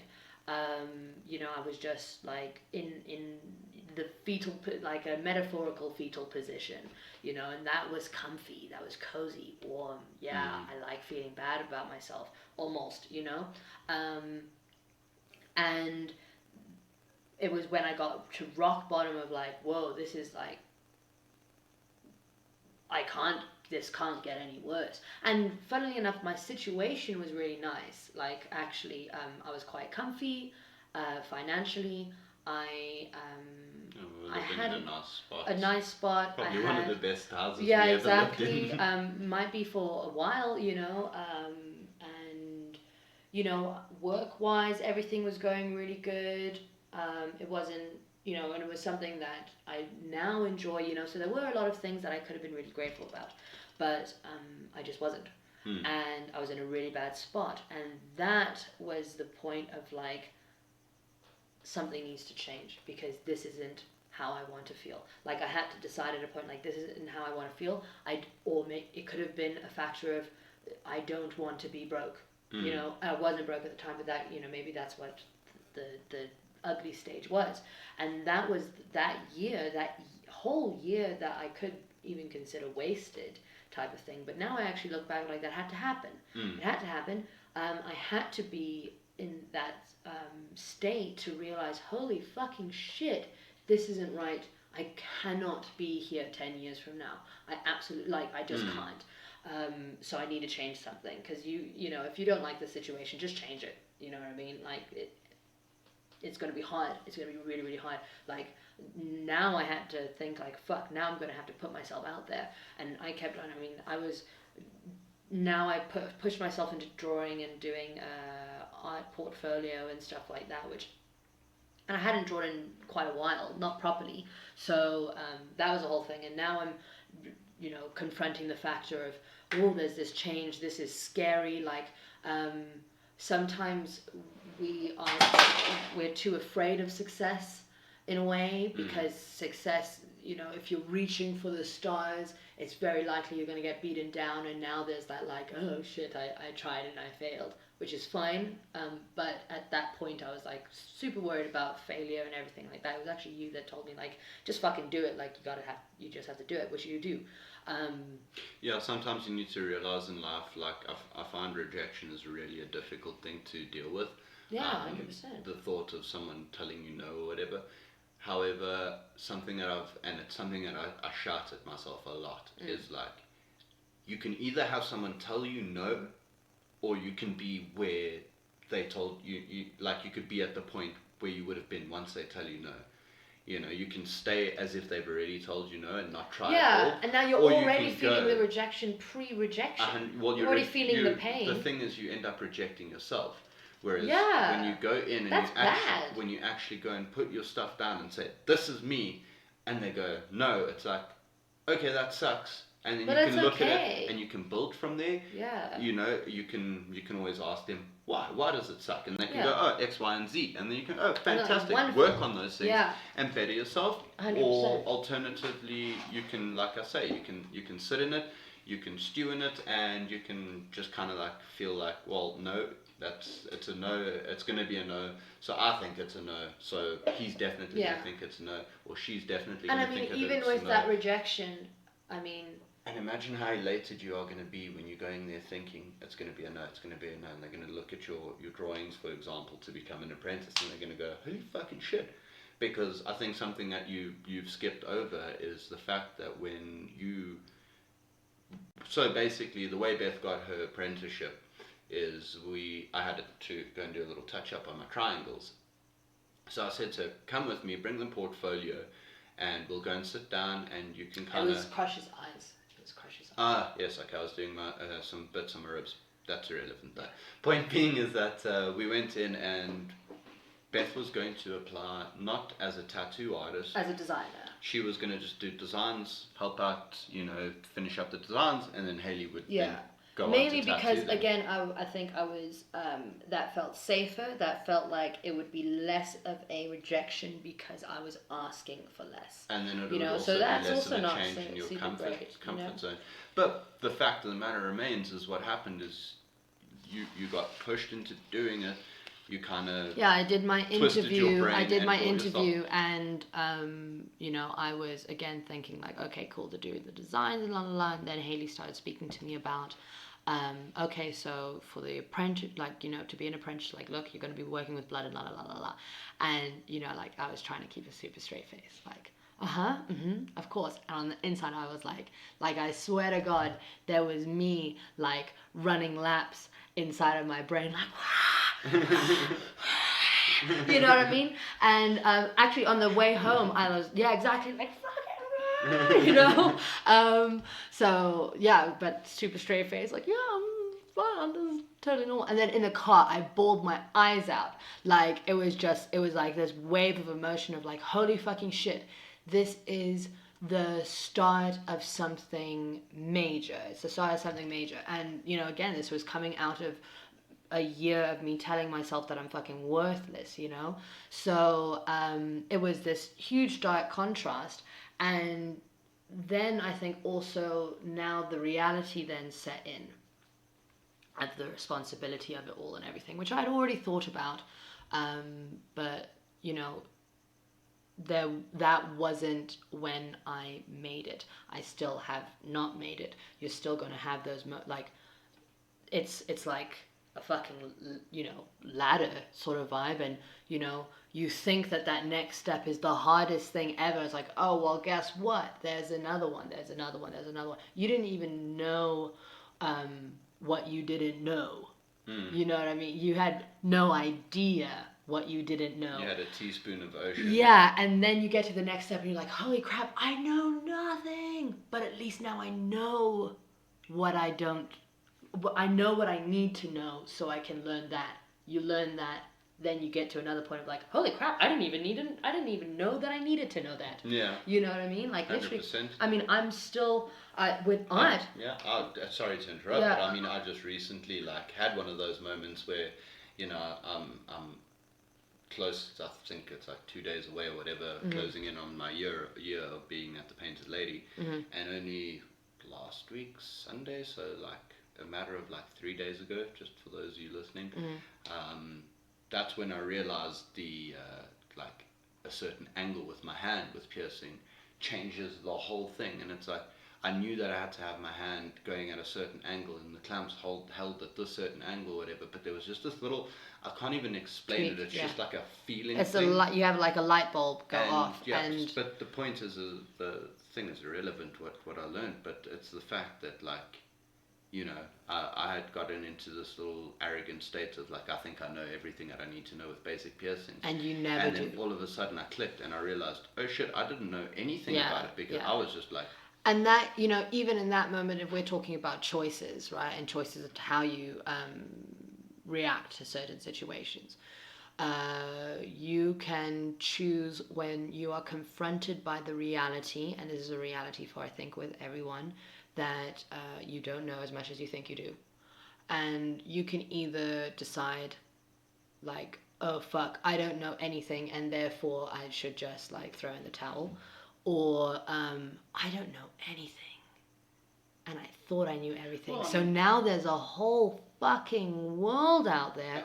There's so much for me to fucking learn. Like, before I started tattooing, I would look at my work and be like, well, why doesn't it look like perfect, the work? Yeah, why doesn't it look like the work that I want it to look like? You know, whether that's digital or painting or, you know, whatever it was. It was like, there's something, like, what the fuck is that? And it was, for the most part, the fact that I didn't have high enough contrast and my blacks weren't black enough, and every point of my tattoo, I had the same value range, you know? And so I would have my darks to my, like, all 5 values. Let's say that I have 5 values inside of a painting. That was in every single section, you know, like there was reflected light in every single section, which it just shouldn't be, you know. So and I had no idea until I did something pretty much completely unrelated in a way of, you know, Haley telling me, like, just, you gotta put in black, you gotta fucking put in black. And then even with that, it's like, okay, I need to put black, but I need to really be selective as to where that black is, because you can end up with black everywhere, and, well, that's a blackout, you know what I mean? You can, or, you know, you can either have black just like sloppily put, where it's now you're taking away depth instead of adding it, you know. So yeah, you're constantly having to learn. I find also the best way to keep yourself confident but not arrogant is in the learner position. Just fucking learn. I think that's it. It's so important to be stuck in that learning stage, because if you're in that learning stage, then you'll see. Yeah, I don't know if stuck is the right word, but not like stuck, but, you know, placed. Like be placing yourself there. Yeah. Be purposefully learning, no matter if you've been doing whatever it is you've been doing for 46 years. Always be trying to learn, because humans, what we do is, like, we evolve things. We evolve industry. Innovation. We innovate. That's what we do. We create, and we try and make better, and we try and make simpler. We try and make longer lasting. We try and make all of these things. So there's something for you to learn out there. And like, if you place yourself purposely in that learning stage, it won't be a thing of like, oh shit, I don't even know, I need to know that. It's more of a thing of like, you get excited, like, yes, I get to learn more shit, you know, and that's important. 100%. It's really important to be excited to learn, because if you stay on top of your game, and you stay on top of the game, and you stay current in the game, no matter what that game is. Again, if you're an athlete, if you're a businessman or whatever, you're gonna be at the top of the game if you're innovating, or like staying current. Or at least you're going to be in a good, you'll be on top of your game. You'll be on top of your growth. You know what I mean? Like, I wouldn't say necessarily that you're going to be on top of the game, like the global scape of the game. No, sure. I mean, there's other elements to take into consideration. I mean, you can be learning, and, you know, there's still going to be someone out there who's tattooing another extra 10,000 hours a day. Something that I think of quite often is, like, for instance, Leonardo da Vinci. You know, what a fucking incredible human to have, you know, graced the world, and mainly because of the fact that he was really innovating. He was learning things about art from science and learning things about science from art. He diversified so hardcore, Yeah. like my man Leonardo da Vinci. You know, like Well, I mean, engineering 100%. and luck. He was, you know, making prototypes of things that were only actually viable because the energy wasn't good enough, you know, at that time. Yeah, well, I mean, they hadn't figured out his proper ideas fossil had fuel. his ideas surpassed current His technology. current time, they weren't able to create these things because the rest of it wasn't there yet. Yeah.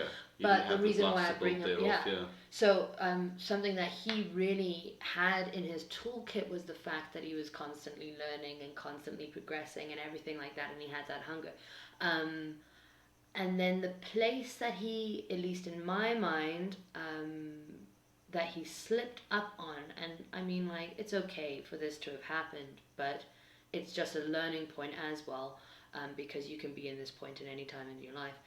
The time that he slipped up and, you know, kind of fell, as it were, was right before his death. It was like the last couple of years before his death, and like the thing that came out of it was the Mona Lisa, which is probably the most famous painting ever been painted. This is at a certain, you know, he was slipping and created the Mona Lisa. So again, you know, but slipped into the most famous painting. But what I mean is he slipped into a deep depression. If you look at his writings and stuff before he died, he was like, who am I? What am I? What is my purpose? He spent years on the Mona Lisa making these tiny little adjustments. He traveled with her for fucking years. I think it was like over 5 years. Correcting. Yeah. Because he was worried about perfection, and Michelangelo had come up. This young artist that was innovating and everything like that, and creating sculptures. To an old age that he needs to lay down his masterpiece. Exactly, and he was struggling with that a lot, and you know, it allowed himself to attack himself personally, you know, and ended up dying in a quite an unhappy way. You know, but he could have chosen to be like, whoa, and this is hard, you know, like this is a really hard thing to do, and you need to, you know, completely take almost your identity away and your ego away, which is it's like, you know, our ego's always telling us that it's protecting us and everything like that, but yeah, he could have been like, holy fucking shit, I had no idea. And that's so cool, you know? It's so cool that this person, that this like Michelangelo dude is, you know, he took a lot of Leonardo da Vinci, you know, he did, but then he took it somewhere else. Yeah. And Leonardo da Vinci could have learned from that, you know what I mean? And so he could have ended his life in excitement, still in the line. This was like, I don't know how old he was when he died. Fucking pretty, you know, his beard was pretty fucking long. He was a long beard. It was pretty grey, you know, so I don't know how old he was, but grey beard man. Yeah. Wizardly level beard. Wizardly level beard.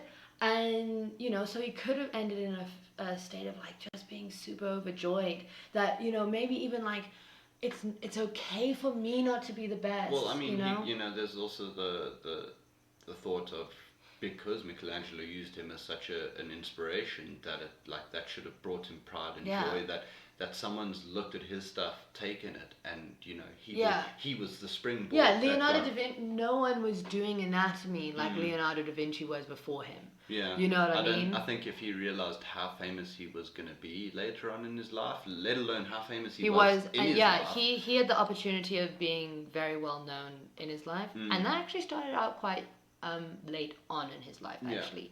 He had a lot of, you know, studying years. I don't know exactly till how late, but I mean, I think his first masterpiece was when he was like 40 or 50 or something like that. I'll have to look it up. I remember something. I mean, I think something important to take into account is that, like our girl Taylor Swift says, haters gonna hate. And the fact of the matter comes down to it is that no matter who you are, whether you're Elon Musk, whether you're Picasso, whether you're Picasso, whether you're Mark Strong, whether you're Nico Hurtado, Anyone, whoever. yeah. Like, I'm naming phenomenal names. It's just people that you hear there that you're like, who that person is. Look them up because they especially do great Nico work. Hurtado. 100%, you know, or if you just want hilarity, Chris Showstopper's there as well, just for fun. No, but also brilliant. Also phenomenal. Also brilliant. But my point that I'm coming down to is that he's great. He has a great people, work. Like, I don't know his routine or anything like that, but he appears to me as to be someone to have a really good balance. He's got a wonderment for life, and he's always like, if you follow him on Instagram, like a lot of it is his family and stuff like that. It's not actually just his tattoos and stuff, which for me is great because he has I think he has a good balance. I think he's found a good way to increase the happiness in his life, which is, you know. So the point I'm trying to make is that even these fantastic artists have haters and had haters and things like that. So it's important not to join that crowd and hate yourself. Don't hate yourself. Like, be proud of your work, but also be better. Be objective of objective's the right word there. Be objective of your work. Look at your work from an outsider's perspective, which obviously is hard to do when it's your own work. But you've got to look at it and say, you know what, I could have done this better. Could have done that better. What is your three things that you like that you say? This is also from Andrew Tisler. The Australian artist. Gloves. Exactly. That you should look at a piece and say, it's like your three what's essentially is like, what did I do right? What could I do better? And what if? You know, so that could be with everything. It's like, okay, so, and the reason why you want to do it in that order, he says, because you don't want to just be bashing yourself. Yeah. You know, like, what did I actually do right? Like, maybe this, let's say this is in the worst case scenario where, like, there is very little that you did right. You know, let's just take it to a painting where it's like, yo, this is, like, objectively a bad piece. Maybe the only thing that you did that was right was starting it. 100%. And that's great. It's great to start it. Maybe the thing that you did right was allow yourself to make those mistakes and be okay with that. Maybe it's that small. Maybe it's just that. Or maybe what you did was right. It's like, hey, you know, like I didn't, you know, I was going for realism and I didn't nail that, but the composition is really sweet. Yeah. I like these colors a lot. Or maybe you bombed out on the colors, but you know, there's a beautiful face in there. Or maybe like it actually ended up as like a surrealistic piece, or you know, something like that. Maybe this and go for the something that you did right first. You know, maybe you bombed out on a job interview or something, but again, like the thing that I did right was that I went there, that I showed up. And I mean, that's with whatever I had. And I like the specific use of even just perhaps starting the painting or going to that job interview or showing up to if you're a super introvert and you hate dealing with people, showing up to the party or sending out the invite to a bride to your house 100%. Or whatever. The fact that you simply did that step instrumental. It allows you to grow, because how will you know what you need to do better when you're doing a painting? How will you know what you need to do better when you're sitting down in an interview if you haven't even bothered to take the time to actually do it once? Because if you've done it once and you can see, okay, because then you see that, what did I do right? I did it. Now what did I do wrong? Because I didn't get the job, for example, but they said to me that I need to take out my tunnels or cover my tattoos or whatever the case may be for the job that you want to be, or even if it's a factor of just like, hey, you kind of need you went for a management role or something like that, but you don't have experience in that. Whatever the case may be. Then that can teach you, like, okay, but I do have experience in this, so let me like look at that rather. Or something like that. It gives you a gives you a springboard from where to grow. It's huge. Starting is like number one, you know. We can always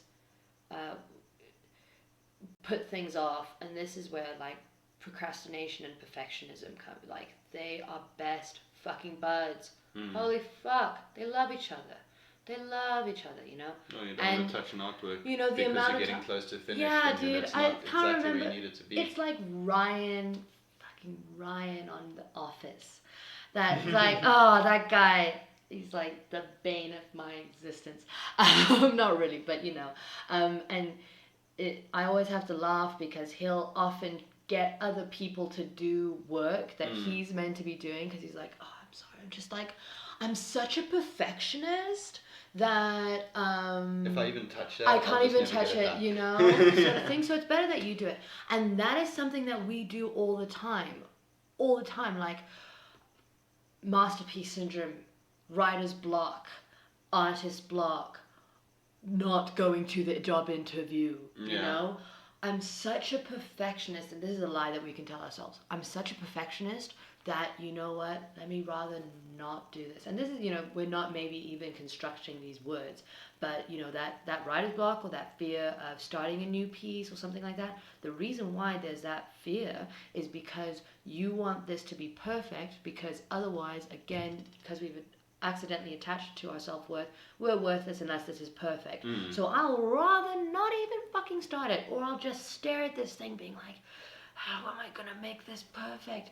You're not gonna make it perfect by staring at it. Yeah, it's not gonna form There's itself. nothing on there. Yeah. You know, so just put something on there. Like, that's why oftentimes with oil painters and stuff, they like to like, let's say you have a white canvas, they'll do like a brown wash over the canvas, because then that, you know, it not only does it take away the like, it gives you a mid-tone, so now you're adding highlight rather than just mid-toning everything out to keep the highlight sort of thing. But so there's that helps. something about But it's staring also at a blank staring canvas. at a blank canvas. So it's like, just fucking ruin it. Yeah. Fuck it up. Yeah, you know, because now like, you have to paint on it. yeah, because now it's ugly You as can't shit. take it back, yeah. Exactly. So that's the thing. Like, just start. Don't worry about perfect. It's an illusion. It don't exist. That's not there, you know? Fucking Leonardo da Vinci was trying to be perfect on the fucking Mona Lisa, which is like arguably the most famous painting in the world, universe, yeah. you know? Like, aliens are looking down like, yeah, the fucking Mona Lisa, dude. Why is she smiling? Like, what is it all about? She's even looking up at us. Exactly. Is it schizophrenia? Is it Leonardo da Vinci? What the heck is going on with the landscape? You know, whatever. Yeah. It's still being talked about, you know? And he was worried about it being perfect, so he technically never even released it, yeah. you know? And thank heavens that, like, people didn't give a shit about that, you know? So that we were able to see it, and it wasn't just the people that met him in his last days. He didn't burn it on his deathbed, yeah. That would have been terrible. I can't remember what artist it was. My granddad was actually telling me about him, but I'll have to look this up. He had cataracts for, who was this? Oh, I think it might have been like, what's the artist that came up with Cubism with Picasso, French dude. Why am I forgetting his name? Anyways, I think it was him, but anyways, there was an artist with who got cataracts for some period of his life. So he had, you know, temporary blindness, semi-blindness sort of thing. But if I'm not, he continued painting throughout those years. And he was selling paintings and everything like that, but then they removed the cataracts, and he looked at the paintings that he had made, and due to the fact that he had that cataracts, his, you know, that semi-blindness, all of the colouring was, in his opinion, wrong. Yeah. Because he thought that it was looking at a certain way, and it wasn't looking that way. And he destroyed all of the paintings. He destroyed them, right? This world-renowned painter that I can tell you right now, if those paintings were still in existence, they're fucking masterpieces. Of course, yeah. Whatever the fuck he thinks, like, whoever that guy is. Yeah. I can't even remember who he is. But it's like, you know, even from mistakes, amazing things can be born and stuff. And it's, don't worry about that perfectionism. And this is all stuff that I have to tell myself all the time. You know what I mean? Like, all the fucking time. I used to only paint for like an hour and a half. Like, that was my cutoff time. Because I would get, not only because I would get kind of over it, but mainly because I didn't have the discipline to tell myself, it's okay that it's not perfect. You know, like, just be okay with the fact that you are mealy. You know, that you are at the point in your artistic journey, your life journey, your self-growth, your business or whatever, where, like, shit's not perfect. Yeah, You know, and I that think shit doesn't look super beautiful. Like, put it out there anyway. it's also important to keep in mind that you can't come out of the gates, start sketching, and then start blasting up Mona Lisa style work. That You're shit gonna don't need happen. You're going to need to, like we were saying, till he was 40, 50 before he started Yeah. pumping out his masterpieces and 100%. stuff. So there's still years to learn. Yeah. So I think let's kind of close this off on a simple little feature that I want to kind of bring into these chats. Mm-hmm. And at the end of the podcast, I just want to run through your daily routine. How do you keep your brain in check? So what would be your good parenting day? Okay, so this is the ultimate day that I really try and stick to. Again, sometimes parents aren't at home. Generally seems to happen at weekends. But you try and keep the parent home. Okay, so what I've been doing now, like I did try for a little bit to wake up at 4:30 in the morning, and I found for me that was like working really well, but it wasn't something that I was able to be consistent with, and consistency is key. Otherwise, it's meaningless. Like, you know. So 5:30 is when I wake up. Wake up, brush my teeth. I try to brush my teeth with my left hand. I'm right-handed, and the theory behind that is that it wakes up your less dominant side of your brain. And at the same time, I try to smile when I do it. Okay. Yeah. Because there has been studies that show that you know, the way that our brain and our physicality is connected. That your brain can tell your physical side how to act, and your physical side can tell your brain how to act. Smiling releases it releases endorphins. You're also looking at yourself smiling, which is, you know, a good way to set yourself up for, you know, just being, you know, if you're looking at yourself frowning, there's signals. So, yeah, I try to smile while I do that. And I'm a little bit, my left hand ain't so good. So I sometimes poke myself in the cheek. But anyways, like, yeah, I brush my teeth with my left hand. I go to this happens actually before. Yeah, I'm gonna add this in. It's not so sexy, but I go to the bathroom and I use my Duolingo app, which so that's a language app because I'm learning Spanish, and I think that's also really good because now you know, my brain's going into gear. You know what I mean? So that's a cool thing to do. Yeah, I also don't like wasting time, and like toilet time waste. It's like, what do you do? You know, besides do memes. Yeah. So anyways, yeah, I do Duolingo, which is an awesome app. It's a very cool language learning app, and I think that learning another language is great. It teaches you other cultures. It opens up different parts of your brain. Fucking awesome. So yeah. So in just my bathroom thing, I try to put a lot of, like, I guess I could do calf raises, but nah, like, I'll poke myself in the eye with my left hand, you know, so, you know, already, so in the first, like, 10 minutes, I've gotten at least a little bit of language in, I've smiled, and I've opened up the opposite side of my brain. So technically, if I'm using my left brain, it's my left hand, it's my right brain that's now being activated more. And then I do yoga. I try to do yoga for half an hour. Like I said previous, it's like, you know, it's a time for me to, like, okay, now we are getting present. And sometimes I struggle with it. I'm quite a dreamer, so oftentimes, like, dreams and what's coming in the next, like, for the rest of the day will be in my head. But that's also a great time to be like, okay, you know, focus on the present, focus on your breathing, get that, your breath and your body to move as one, which is super important because sometimes our body will be going super slow while our breath is going like, just not good. So yeah, that's also, it increases your chances of being able to get into a flow state later on in the day and stuff like that. And now, you know, you're getting that serotonin, you're getting those endorphins, and, you know, activity is important. I also have like hereditary arthritis, so it's good to, like, move my joints and everything like that, and it's not too hectic. on my body. Yeah. So it's good for me. Then I journal. So like I'll stay on my mat, I'll cuddle my kitty. I'm drinking water as well. I'm drinking water. Sometimes it'll be with ice, sometimes it will be without ice. But yeah, try and get that hydration because, like I said, I'm really bad at drinking water. So at least I know that I've had a glass that day, which is great. And yeah, journal.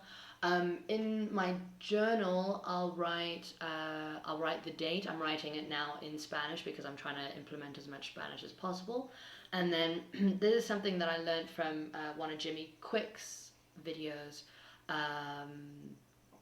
to write down what to do. Like to do your to-do list, essentially, like your most important to-dos. You should write.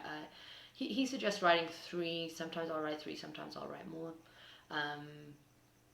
But yeah, to do, to be, and to feel, and I'll write 3, 3, 3. So with my to do, I'll write my most important ones, and then sometimes I'll have like another list of like all of the nitty gritties and stuff. But it's like non-negotiables, those to dos, and the to be's and to feels are also meant to be non-negotiables. Like that. I mean, again, we're humans. So you can get sidetracked and stuff. Programming in and expect but I find that it really, really helps because it sets your intention for not only what you're going to do, but how you're going to be, how you're going to act. So again, I've started writing this in Spanish to just try and implement it. But most of the time, I'll write like be grateful.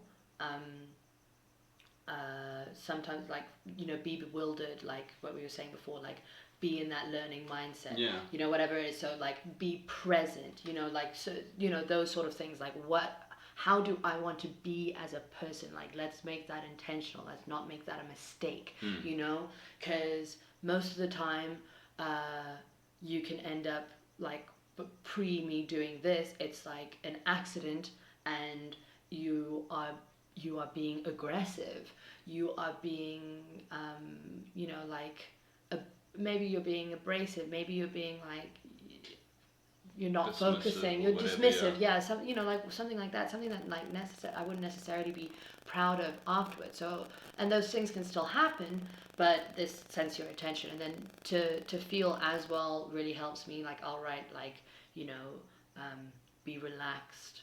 Like I tend to get anxious, so I writing in Spanish, I write tranquila, which I really like because it's like tranquil.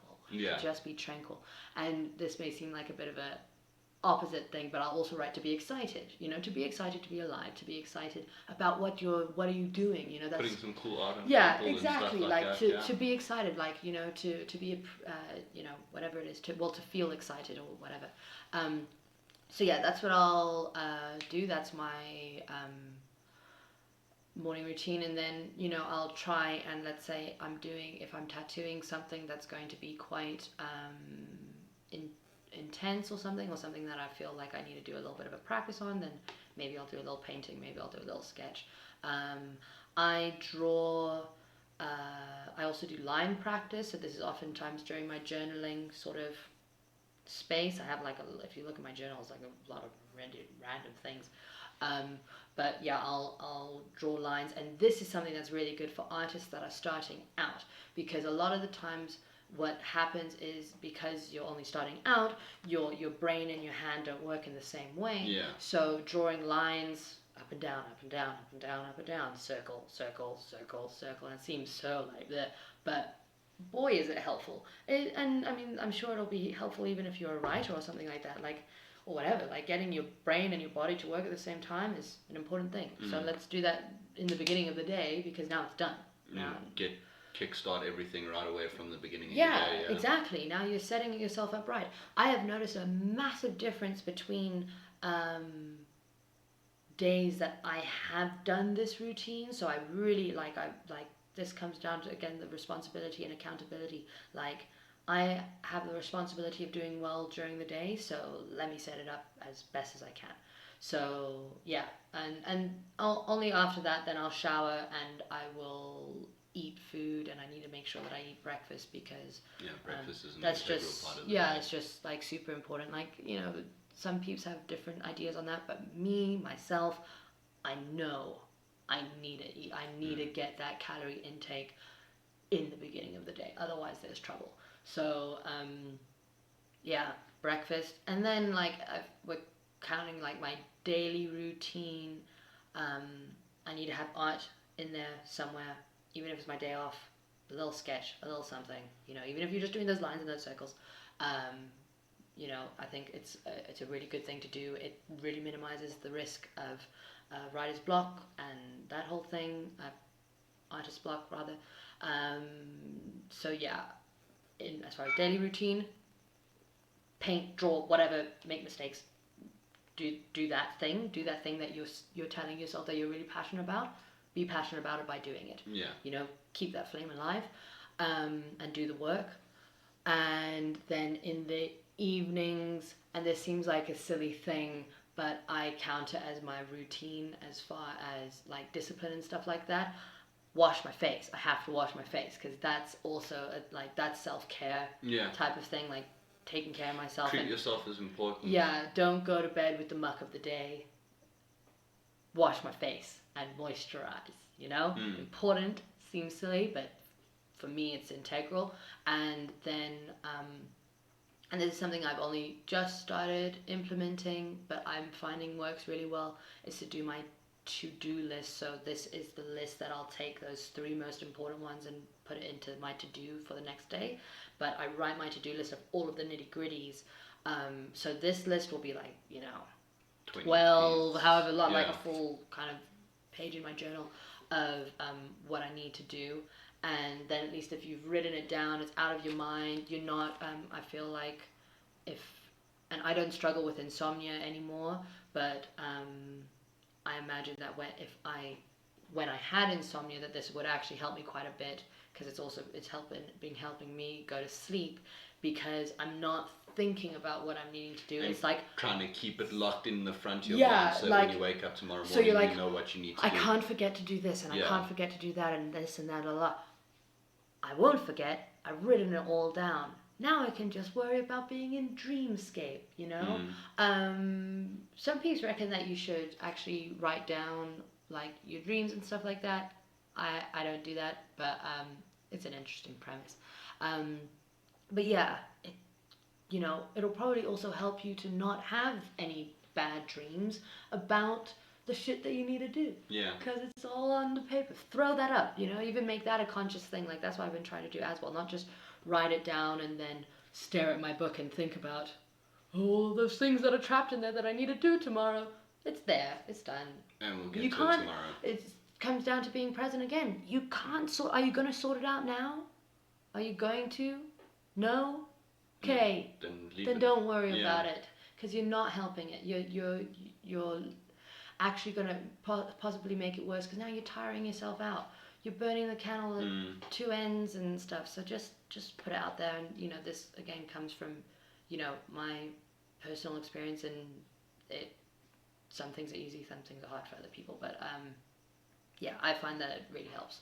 So yeah, the daily routine. Where can people find you? Instagram mainly.